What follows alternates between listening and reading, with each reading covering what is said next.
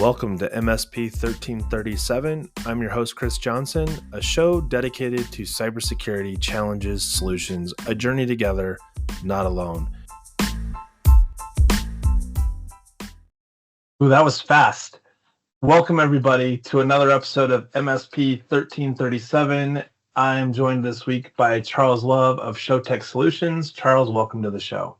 Thanks, Chris. Appreciate you being here. It is CCF recap. Before we get into it, I wanted to share. I was actually shared by the company that published it, but MSP 1337 has made the top 100 cybersecurity podcasts. I think we ranked in number 38. We ranked number 9 for top MSP podcasts, and there was one other category. I can't remember what it was off the top of my head, but like we were up there with like SANS Institute and some of these other really powerful, awesome, really cool podcasts. So like that was quite flattering to say that I got a badge for something. So woohoo. It's largely attributed to Charles being on most of the episodes. Well, congratulations, man. I know it's a lot of work to put these out. We are 5 years in. We're pushing 250 episodes. It is a lot of content sitting out there on the web to consume while you're either driving towards a brick wall or trying to sleep. So recap of CCF. For those of you who don't know, Charles and I were both just at the Communities and Councils Forum for GTIA, and it was an epic turnout for what was formerly CompTIA CCF. We exceeded our numbers by more than 50. And I just felt like the energy at the event was different than what we've seen in years past. And I don't know, I'm curious what your thoughts were, like gut reaction on what was CCF like for you this year. So CCF has always been one of those, you nailed it, just different events, right? It's a great place to see a lot of the people who you would normally see at a show without the show floor, right? Mm-hmm. So there's no vendor hall, there's no, you're not getting inundated, you're not getting hit with the 10,000 thanks for joining my booth, or right. Thanks for visiting my booth emails, even though I didn't. The dinners as well, right? Like, oh, we're gonna go do this, we're gonna go do that. You don't have the same agenda there either. Yeah, there's none of this crazy assigned dinner, like you're forced to go sit with people you don't know, things like that. And you got this boardroom. Yeah, it's different. And what a lot of people don't realize is, GTIA has tons of communities and councils and things like that. And this is the time for everybody to come and meet. Right. This is like our big meeting. So there's a lot of very specific. It's not like lecture based. It's more like peer based, if that makes sense. It's people in the community or in the small working group or whatever, trying to either create content or figure out the calendar for the next year or work through issues with their specific group. Sure. One of the things that I've had this conversation, I don't know how many times. I've probably had this conversation with Steve over at MSP Ignite. I've had it with other members of different peer groups, and they're like, I don't get it. And ironically, I don't necessarily have a great explanation for it. But as soon as someone that has never been goes, I don't know how I've been missing out on this. And it's like, well, every year for the past 5 years that I've said, hey, are you going to go to this? They're like, And then they go, and they're like, oh. Case in point, Chad Holstead said this to me, so I convinced him to go because I had him do the session with me on building out your service provider management. And we were talking on Tuesday afternoon, and he's like, I had no idea that this was like this. Like, he's like there's just so much learning opportunity, and like you're dialoguing with other people that have similar goals and agenda. And I'm like, yeah, that's why like that door, the sign outside the door that says this is the cyber, tabletop exercise or whatever. Like, if that's something that's important to you, well, I would assume that the rest of the people in the room, it's important to as well. Yeah, and there's a lot of one-on-one time, which is kind of neat. It's funny you bring up Chad. Oh, holy smokes! I think we sat down talking about Trustmark. Oh boy, probably for 2 or 3 hours one night.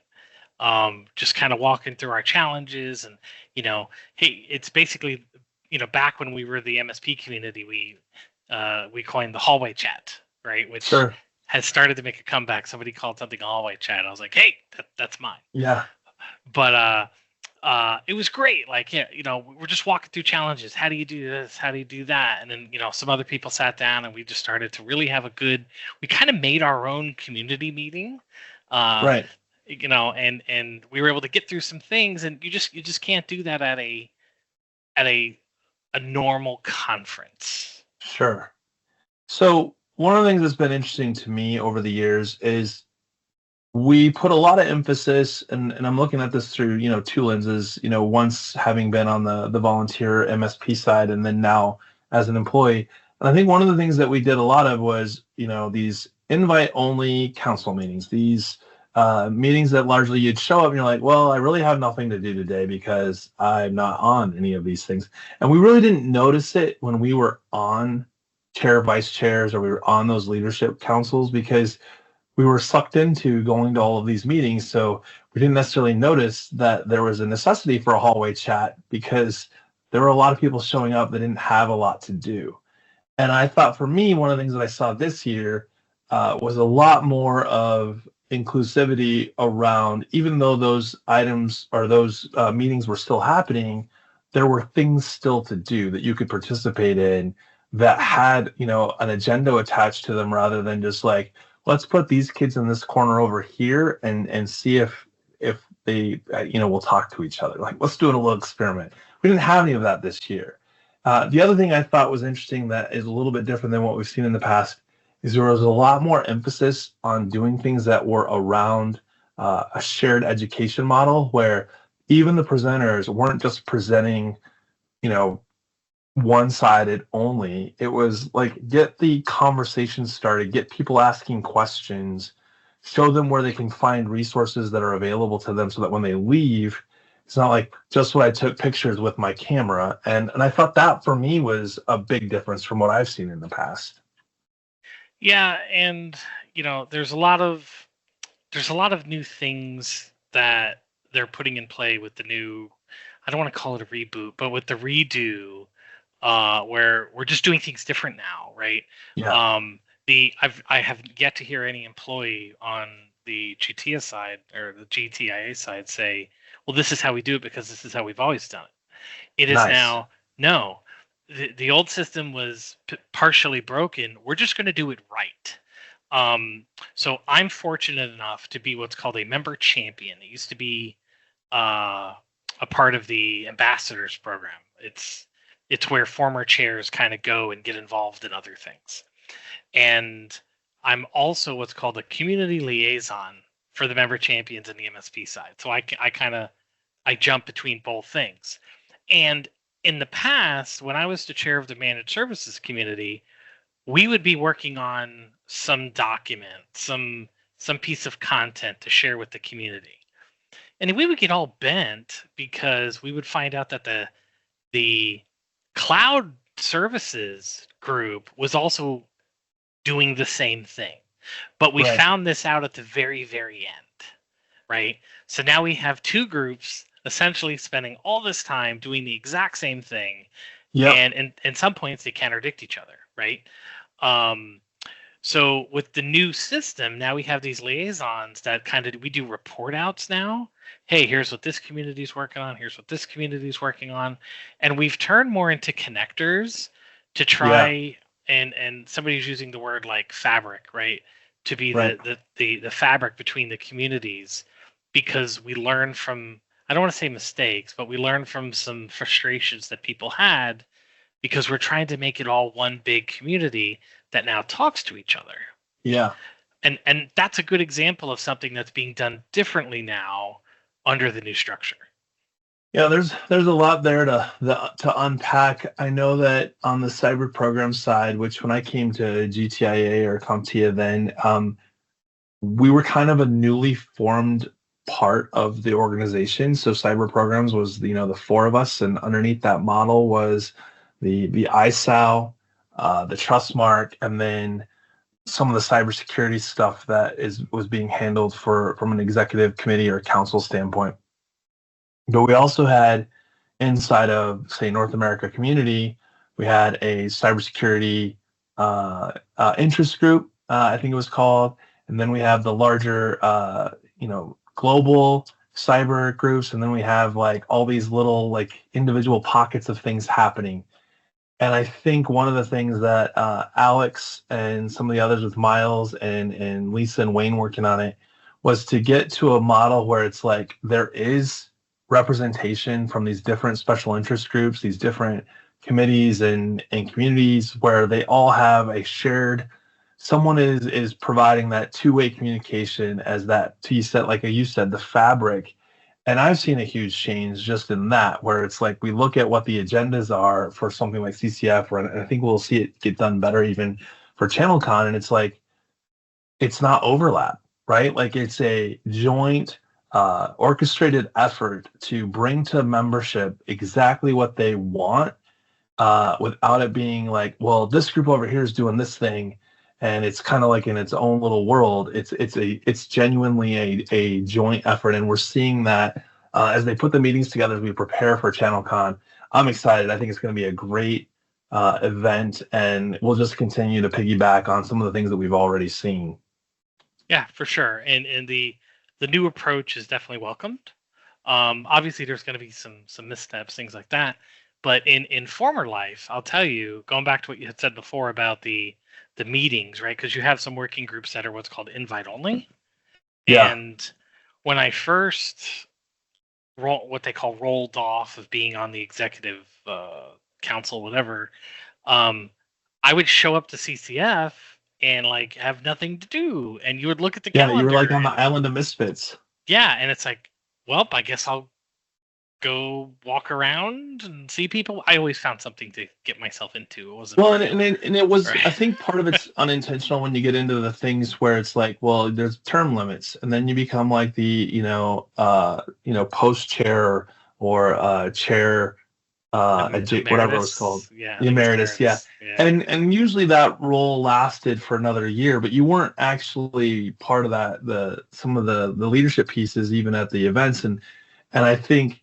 And rightly so, when they stood up the ambassadors program back in the day, when it was Noel, I think at the time, he ran that program, and then later Josh Kilker ran it, and it was strange because it gave us a place to plug in, but we were still kind of a little bit lost, right? Like we were still not quite plugged back in, and I think that's one of the things that we were really hoping to see, be uniquely different, like. Because of the special interest groups or SIGs or whatever you want to call them, looking at things like the Global Task Force, there will always be a need to stand up either a special interest group, a committee, whatever you want to call it, to address something. And because of the roles and the participants that have been involved, we now have a large pool of resources to pull from. And whether you ever do get back into being a chair or vice chair for some of those larger more permanent roles, it's an opportunity to continuously be involved when it makes sense for you, because we have so many things now that need resources to manage and run. Yeah, and a tip from me is if you want to sit in a keynote and watch and have no interaction, you don't want to be a part of anything, CCF isn't necessarily for you. Right, but right. It'll be an internal keynote.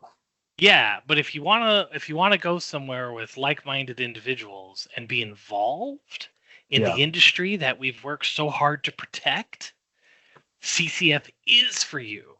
And it was only exemplified by the one we just had, and just a little kind of fun thing. Like I've always been the adopted vendor. I know I worked on the vendor side for a little bit, but it's really nice to be able to talk. Like I was able to spend a lot of time with Zach from Sention and a couple other people, things like that. But they're not in show mode, right? they're not drained from the floor. They're here. They're engaged. It's a totally different conversation with the people who you deal with. And I like to use CCF to make sure I reconnect with a lot of my vendors and prospective vendors, things like Sure. that. Yeah. And my question isn't, hey, what are you selling? It's, hey, what community are you part of? Right. And then Zach's like, oh, I'm a part of the something ecosystem. I was like, oh, what do they do? Right. So now I'm learning about a community through somebody who I know. Right. And because the vendors and the partners, they have to talk about their product nonstop. But once you start talking to them about things that they're involved in and the things that they care about, you get a totally different person. Yeah, when you get the people side of what they do, what is it? The polo no logo is a real thing, and I think sometimes, and I think this is also with solution providers, but I think sometimes you get into the can't turn it off because you're so used to having to be on because you're at an event, that I think this is kind of that. I don't want to call it vacation because it's not that, but it's a reprieve from being judged for what your product may or may not do the way it's intended, or a bad experience that a solution provider might have had with your product. When you're at CCF, you just don't see that. You don't see it's really an opportunity to be genuinely with other people that share some of the same, well, obviously a lot of the same goals, vision, objectives when they look at the industry that we're serving in. That I remember when I left the channel, feeling really left out. And then I got plugged in through the school district, started going to some of the tech events and the tech pavilions of the different convention centers, and found, oh, that's interesting. These are some of the same people I run into in the channel space, and having conversations with them, and or it'd be like, well, the spouse or former spouse was involved heavily in the channel, and then I meet their significant other and they're doing the same thing with a different vendor and a different vertical, but largely the same concepts. And to this day, the one thing that I found just most shocking is that after 4 years of being completely absent from the channel, I come back to my first CCF event, and the conversations I had was as if I had never left. Like, do you remember last year when we were here? And I'm like, last year? I haven't been here in 4 years. Like, I didn't even know that you had gray hair. I mean, last time I saw you, it was very dark. So, or I guess in your case, Charles, I hadn't seen you. No, I saw you more frequently than that. All right, we've got some time left. Talk to me about the vision behind Cloud, the rebooted Cloud. Yes. So, have you ever heard of Flat Stanley? No. Oh, so there's a little Flat Stanley that kids, like in kindergarten or whatever, they cut out a little dude, and then you take the little dude wherever you go, right? And then you take a picture. It's called Flat Stanley. So when I went to the Jamboree for Scouts, we had a flat Baden Powell, right? And it's the same thing, right? So wherever we went to the restaurant, we went to the event, we were on the airplane, you take a picture with the dude.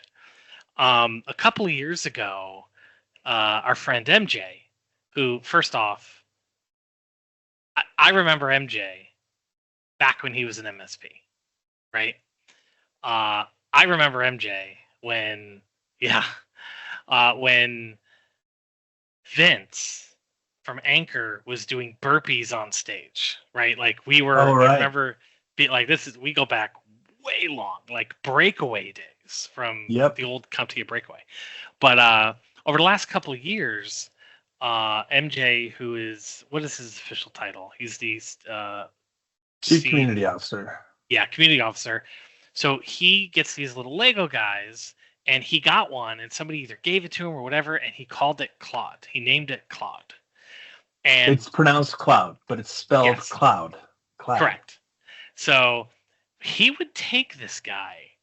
MJ is a world traveler. He's going because at the time CompTIA is a global company, right? Hence the new name GTIA. But he would take this Lego dude wherever he went. Doesn't matter if it's in Belgium or wherever. and it became a thing. It had its own hashtag. It was trending at some points, Yeah. And I even hooked him up with one of my guys who actually makes customized Legos for people, like for offices and things like that. He had bought a bunch and things, but and I realized when the change happened, the dude was no longer brought out. He had been cloudless. Yeah. Well, we live in a cloud society. We cannot be cloudless. So, as you know, I have a 3D print farm, and I decided to. I had made one for me and one for my buddy Tracy. I decided to make a cloud for MJ. So fast forward, we're getting close to CCF. I printed it came out to be almost 2.5 feet tall Lego Man. Then to basically give to MJ at CCF. And I was like stressing because I'm giving this gentleman a 2.5 foot tall thing. How's he gonna get it home? Right. More importantly, how am I getting it there? So that was a stressful day. So I had to, I had to get a bigger suitcase, and thankfully they don't charge for packages or bag shed at Southwest. But he had his own little suitcase. Brought him in, and it was great because I brought, it was during the open reception, the first night reception. So I'm walking around the reception with the suitcase, and everyone's like, "Charles, what are you doing?" Like, because I have a suitcase with a soda in my hand, right? Yeah. And so finally we call MJ over, and a couple of people at GTIA know exactly what I was doing. So we had the cameras out. But anyway, I presented MJ with Cloud. And he could not have been more ecstatic. So it was amazing. Yeah, to paint a picture, I gave him an adopted baby that he then carried for the rest of the night, and we color matched it to the shirt that he normally wears, and we put a GTIA logo on him. And I got with a couple of folks from the events team, and we got him a name tag with the new hashtag GTIA Cloud. So that was a lot of fun. So just to give you one more quick funny, I'm downstairs in the basement. Who knew there was basements at hotels? Doing a video for the training team, and apparently they're trying to call me up on stage because he wanted to show everybody. So I got makeup on, I got all this stuff on, and I finally get to my phone, and I have like 30 texts from you, from Lisa, from everyone else going, "Where are you? Are you sleeping? What's going on?" I'm like, "No, I'm in the basement." So I finally made it upstairs, and then he saw me, and then I think Susan mentioned that, "Hey, Charles is here." Yep. So we went up on stage, and he talked about it. My wife is the one who actually created him. I transported him. I was the delivery boy. You're the transporter? Yeah, I had the idea. She did the thing, but it's a lot of vendors have that thing that they do. Like Avik had the bear, just CyberFox has the fox. Yeah, and MJ loves Legos, and it all worked out well. So I definitely spoke a lot about 3D printing at CCF, which was kind of nice. It was good to not constantly be in the, how many MSP endpoints do you have? Right, going back to the difference of CCF. So MJ is a proud owner of a 2.5 foot Lego Man. Well, so here's a thought that I had was, based on the size of the Lego minifigure, because they're hollow, that would make a great place to store the guts of a PC. They're not hollow. The Lego Man I printed for him had 30% infill. So what that means is, think about the chest. There's a pattern. Like it is, you could probably drop it or slam it and it won't break. It is very, very thick. So, but you could print it with a cavity to store the guts of a computer. Absolutely. You can put a pie up in his hat. Yes. Yeah, there you go. I can see that being really interesting. Like, and then you've got to modify the head so that you now have cameras. You basically have designed the new American-made robot. Not quite what Slide brought out at Right a Boom with the robot dog, but It was a good second place. I don't think that robot dog was 3D printed either. No, he was not. Maybe parts of it were. Yeah, exactly. Yeah. Wow. I have to say, that was one of the highlights for sure, was to see the Lego minifigure, to see the amount of work that was done to pack all those bags for the homeless. That was awesome. And then just the way the whole event kind of just continued to carry through. One of the things that I always like to talk about at any event that we go to is, the last day, it wraps up at noon or it wraps up at 3.